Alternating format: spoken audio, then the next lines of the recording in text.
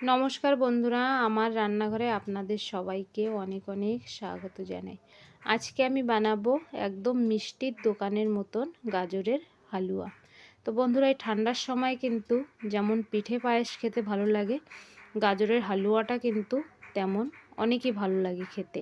আর একদম মিষ্টির দোকানের মতন গাজরের হালুয়া যদি আমরা ঘরে তৈরি করে নিতে পারি তাহলে কিন্তু অনেক ভালো লাগে। আর এই হালুয়াটা বানানো কিন্তু অনেকই সহজ। তো চলুন সহজভাবে হালুয়াটা আমরা বানানো শুরু করি। এখানে আমি 2 কিলো গাজর ভালো সুন্দর করে সাফ করে ধুয়ে নিয়েছি। এবার এখানে আমি একটা গ্রেটার নিয়েছি। এখানে দেখুন গ্রেটারে 3 রকম গ্রেট করার জায়গা আছে, তো যেটা সবথেকে বড় সেটা দিয়েই আমি গাজরগুলো এইভাবে গ্রেট করে নিয়েছি। তো এবার আমি গাজরের হালুয়া বানানোর জন্য এখানে চিনি নিয়েছি 250 গ্রাম, আর কাজু বাদাম নিয়েছি, আর এটা খোয়া ক্ষীর নিয়েছি আমি 250 গ্রাম, ঘি নিয়েছি 1.5 কিলো, গরুর দুধ নিয়েছি। এবার আমি গ্যাসের উপর কড়াইটা বসিয়ে দিয়ে আমি গাজরগুলো দিয়ে দেব কড়ার মধ্যে। আগে আমাদের গাজরের জলটাকে ভালো করে শুকিয়ে নিতে হবে। তো দেখুন কড়াইটা একদম ভরে গিয়েছে 2 কিলো গাজরে। কড়াইটা একটু হালকা ছোট হয়ে গিয়েছে, তো কোনো ব্যাপার নেই, এইভাবে নাড়াচাড়া করে আমরা গাজরের জলটাকে আগে শুকিয়ে নেব। তো যেমন যেমন গাজরের জলটা শুকাবে তেমন তেমন গাজরগুলো কিন্তু অনেক কম হয়ে যাবে। তো এইভাবে একভাবে নাড়াচাড়া করে আমাদের জলটাকে শুকাতে হবে। তো বন্ধুরা, আমি যেই পদ্ধতিতে বানাচ্ছি এই পদ্ধতিতে যদি আপনারা বানান গাজরের হালুয়াটা কিন্তু খেতে অনেকই ভালো লাগবে। যে কোনো কেউ খেয়ে কিন্তু আপনার প্রশংসা করবেই, কারণ এত টেস্টি হবে হালুয়াটা। আর বানানো দেখুন খুবই সহজ কিন্তু। তো দেখুন জলটা অনেক কমে গিয়েছে, আর গাজরটাও কিন্তু দেখেন অনেক কম হয়ে গিয়েছে। তো আপনারা প্রথমে কড়াইটা ভর্তি হয়ে গেলে ভয় পাবেন না। তো দেখুন জলটা কমে যাওয়ার পর আমি যে দুধ রেখেছিলাম দুধটাকে কিন্তু আমি জাল দিয়ে নিয়েছি। দুধে কিন্তু একদম জল দেওয়া যাবে না, জল ছাড়াই বানাতে হবে। আমি দুধ দিয়ে দিলাম। দুধটা কিন্তু আমি দুবার দেব। প্রথমে আমি আধা দুধ দিয়ে কড়াইতে গাজরগুলো ভালো করে সিদ্ধ করে নেব দুধে।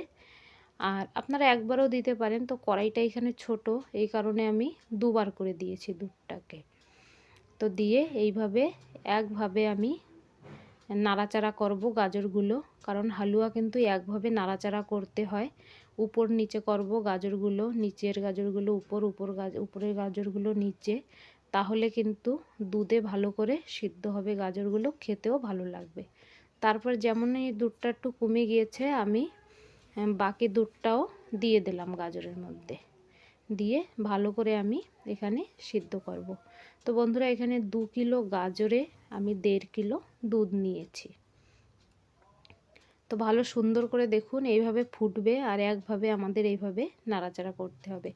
হালকা একটু টাইম লাগে গাজরের হালুয়াটা বানাতে বন্ধুরা, কিন্তু আপনারা যদি একদম স্পেশালি মিষ্টির দোকানের মতন টেস্টি গাজরের হালুয়া খেতে চান তাহলে একটু ভালো সময় নিয়ে কিন্তু আপনাদের বানাতে হবে, একটু ধৈর্য রেখে, তবেই কিন্তু গাজরের হালুয়াটা খেতে অনেকই সুস্বাদু হবে। তো এইভাবে আমি একভাবে নাড়াচাড়া করে দেখুন দুধটাও অনেক শুকিয়ে গিয়েছে, সুন্দর একটা কালার এসেছে হালুয়াতে। দেখুন কি সুন্দর, গাজরগুলোও অনেকটা একদম নরম হয়ে গিয়েছে, অনেকটা সুন্দর হয়ে গিয়েছে। এবার আমি এর মধ্যে কাজু আর বাদামটা ছোট ছোট করে কেটে রেখেছিলাম ওটা দিয়ে দেবো। আপনারা কিন্তু এতে আপনাদের পছন্দ মতন ড্রাই ফ্রুট দিতে পারেন। আর কাজু বাদামটা কিন্তু ঘিতে ভেজেও আপনারা দিতে পারেন, তবে কাঁচা দিলেও ভালো লাগে। আর আমি এই সময় দিয়েছি কারণ দুধ এখনও অনেক আছে, এই দুধে সিদ্ধ হয়ে যাবে কাজু আর বাদামটা। তারপরে এইভাবে আমি একভাবে নাড়াচাড়া করব। আর গ্যাসের ফ্লেমটা কিন্তু আমাদের হাই রাখতে হবে, কোনোভাবে একদম লো বা মিডিয়াম করবেন না। হাই ফ্লেমে হালুয়াটা বানাবেন তো খুব তাড়াতাড়ি কিন্তু হালুয়াটা তৈরি হয়ে যাবে। আর একভাবে নাড়াচাড়া করতে হবে এইভাবে, নিচে যেন লেগে না যায়। নিচে যদি লেগে যায় তাহলে গাজরের হালুয়াটা কিন্তু খারাপ হয়ে যাবে, পোড়া গন্ধ বেরোবে, খেতে একদম ভালো লাগবে না। তো এইভাবে আমি নাড়াচাড়া করতে করতে দেখুন দুধটা একদম শুকিয়ে গিয়েছে। যখন এরকম দুধটা শুকিয়ে যাবে তারপরে আমরা বাকি যে উপকরণগুলো রেখেছি ওগুলো দেব। আর এরকম হালুয়া বানিয়ে কিন্তু আপনারা 1 সপ্তাহ রেখে খেতে পারেন, একদম খারাপ হয় না গাজরের হালুয়া। ফ্রিজে রেখে 1 সপ্তাহ ধরে খেতে পারেন। তারপরে এখানে আমি 250 গ্রাম চিনি নিয়েছি, চিনিটাকে দিয়ে দেব। তো 2 কিলো গাজরে 1.5 কিলো দুধ আর 250 গ্রাম চিনি লাগছে। যতটা আমি চিনি দিয়েছি বন্ধুরা ঠিকঠাকই মিষ্টি হয়েছিল, একদম কমও না বেশিও না। আপনারা যদি মিষ্টির পরিমাণটা বেশি দিতে চান তাহলে 300 গ্রামও দিতে পারেন, কিন্তু 250 গ্রাম মিষ্টি একদম ঠিকঠাক মিষ্টি হয়। চিনি দেওয়ার পরে দেখুন হালকা একটু জল বেরিয়ে এসছে, তবে এই জলটাও আমাদের শুকিয়ে নিতে হবে। 2-3 মিনিট পরই এই চিনির জলটাও আপনার শুকিয়ে যাবে, গাজরে টেনে নেবে। আর হালুয়াটা দেখুন এখানে 70% থেকে বেশি 75% হয়ে গিয়েছে, তৈরি হয়ে গিয়েছে এখনে হালুয়াটা। আর কি সুন্দর লাগছে দেখতে দেখুন। আর যেমন বলেছি গ্যাসের ফ্লেমটা কিন্তু আমি হাইতে রেখেই হালুয়াটা পুরো তৈরি করেছি। আর অনেকটাই জল শুকিয়ে গিয়েছে চিনি দেওয়ার পরে যে জলটা বেরিয়েছিল। এবার আমি এর মধ্যে ঘি দিয়ে দেব। তো এখানে আমি 250 গ্রাম ঘি নিয়েছি। 250 গ্রাম ঘি আমার পুরো লাগবে না, আমি এখানে প্রায় 150 গ্রাম মতন ঘি দিয়েছিলাম। তো বন্ধুরা গাজরের হালুয়ায় ঘি দুধ যত পরিমাণে দেবেন হালুয়া কিন্তু খেতে তত ভালো হয়। আর এই হালুয়াটা কিন্তু অনেকই ভালো হয়েছিল বন্ধুরা। তো আমি এখানে 150 গ্রাম মতন ঘি দিয়ে আবার একটু নাড়াচাড়া করব 5 থেকে 7 মিনিট পর্যন্ত। ঘি দেওয়ার পরে দেখুন হালুয়াটা আরও সুন্দর হয়েছে দেখতে। এবার হালুয়াটা কিন্তু আমাদের তৈরি। আমরা এবার গ্যাসের ফ্লেমটা বন্ধ করে দিয়ে হালুয়াটাকে হালকা একটু ঠান্ডা করে নেব এইভাবে নাড়াচাড়া করে। তো আপনারা দেখতে পাচ্ছেন হালুয়াটা এখনই কিন্তু হালকা এখানে নরম আছে, মানে ভিজে ভিজে আছে। যখন ঠান্ডা হয়ে যাবে এটা কিন্তু আরও গাঢ় হয়ে যাবে, এরকম ভিজে ভিজে থাকবে না। এই কারণে গ্যাসের ফ্লেমটা বন্ধ করে দিয়ে হালকা আমি নাড়াচাড়া করে নিচ্ছি যাতে একটু তাড়াতাড়ি ঠান্ডা হয়ে যায়। কারণ ঠান্ডা হয়ে যাওয়ার পরেই কিন্তু আমরা এই মাওয়াটা দেব। হালকা একটু ঠান্ডা হয়ে গিয়েছে, মাওয়াটাকে আমি গ্রেট করে নিয়েছি।